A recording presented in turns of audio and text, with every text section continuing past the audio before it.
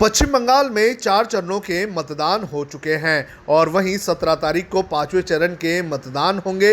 इसी बीच पश्चिम बंगाल की मुख्यमंत्री ममता बनर्जी ने एक निजी टीवी चैनल को एक इंटरव्यू दिया है और इस इंटरव्यू में ममता बनर्जी ने भारतीय जनता पार्टी पर काफ़ी गंभीर आरोप लगाए हैं। आपको बता दें कि इस इंटरव्यू में ममता बनर्जी ने बीजेपी पर आरोप लगाते हुए ये कहा कि बीजेपी राज्य में दंगा फैलाने का काम कर रही है। इसके अलावा उन्होंने ये भी कहा कि कुछ बिहार में जो कुछ हुआ था उसके पीछे कहीं ना कहीं बीजेपी का हाथ था।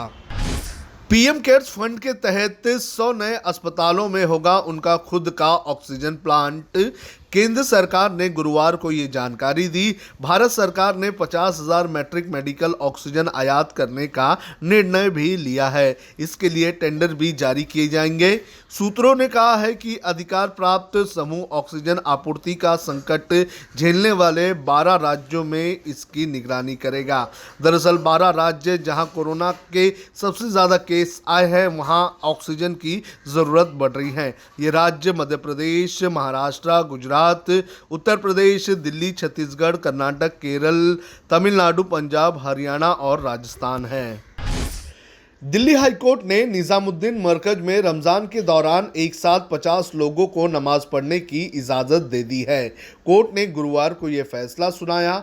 अदालत ने कहा कि मरकज के फर्स्ट फ्लोर पर दिन में 5 बार नमाज पढ़ी जा सकेगी, लेकिन कोरोना गाइडलाइंस का पालन करना होगा। कोर्ट ने फर्स्ट फ्लोर को छोड़ किसी और फ्लोर पर नमाज अदा करने की परमिशन देने से इनकार कर दिया है, लेकिन कहा है कि वक्फ बोर्ड इसके लिए निजामुद्दीन पुलिस स्टेशन के एसएचओ के पास एप्लीकेशन दे सकता है। कोर्ट ने कहा कि डिजास्टर मैनेजमेंट नियमों के मुताबिक धार्मिक आयोजनों में भीड़ इकट्ठी करने पर रोक लगाई गई थी, लेकिन पूजा के स्थानों को बंद करने का कोई निर्देश नहीं था। स्थिति दिन ब दिन खराब हो रही है, लेकिन सभी धार्मिक स्थल खुले हैं और निजामुद्दीन मरकज भी पूजा की जगह है, तो इसे भी खोला जाना चाहिए। छत्तीसगढ़ के सुकमा जिले के भेजी थाने से सिर्फ आधा किलोमीटर दूर पुलिस के 2 जवानों की हत्या कर दी गई। जिन पुलिस वालों की हत्या हुई है वे भेजी थाने में ही तैनात थे। थाने के पास ही पुलिस कैंप भी है।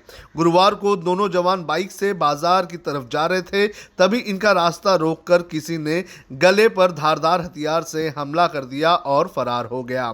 इस घटना को लेकर ग्रामीण कुछ भी नहीं बोल रहे हैं। SP KL. ध्रुव ने बताया कि घटना की जांच की जा रही है। जिन जवानों की हत्या की गई है उनके नाम पुनेम हडमा और धनीराम कश्यप थे। छत्तीसगढ़ में सुरक्षा बलों पर हमले की 23 दिन बाद ये तीसरी घटना है। मध्य प्रदेश में कोरोना संक्रमण से हालत बेकाबू हो चुके हैं। रोजाना रिकॉर्ड संख्या में लोगों की मौत हो रही है, लेकिन इन मौतों को लेकर शिवराज के मंत्री का शर्मनाक बयान सामने आया है। पशुपालन मंत्री प्रेम सिंह पटेल ने कहा है कि लोगों की उम्र हो जाती है तो मरना पड़ता है।